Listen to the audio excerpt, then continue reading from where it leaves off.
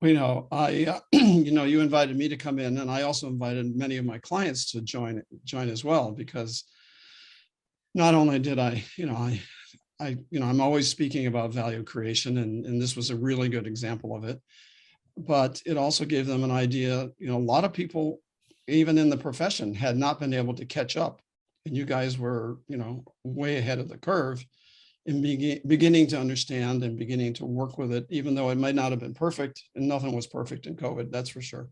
But you were able to reach out and take the risk to present things that needed to get, move things down the path. One of the other things that was interesting, and when we talk about creating value, you look back at the times, not that people are hitting home runs, but oftentimes the fact that if they're in a critical situation and how they act in a critical situation. And if I remember correctly, what was it? 3 months before COVID, you moved into a brand new facility, and you had dotted your I's and crossed your T's and interviewed your people and interviewed your clients, and you had put together a really nice operation, and all of a sudden you're going remote. Anything you want to talk about with that? Well, probably 1 month before, but who's counting? 1 month or 3 months? Yeah, it's moving. So we moved our corporate, our headquarters, just down the block, to 2 buildings down. But to make such a move, when I think we probably have seating for 80 people in Pasadena.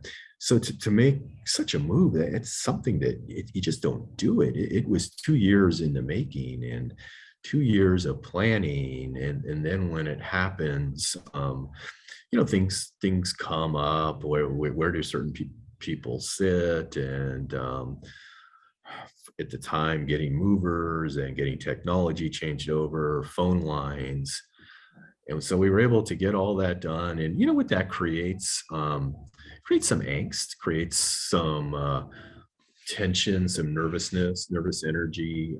It's a big thing for many of us. We had the same parking spot, and we've had the same office for 25 years in our previous location. So, we made the change. We finally started to get settled, and like the rest of the world, COVID hit.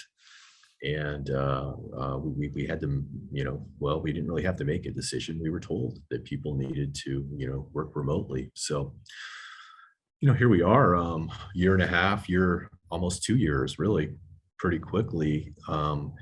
And we really haven't had a full office yet, with still many people working remotely. But you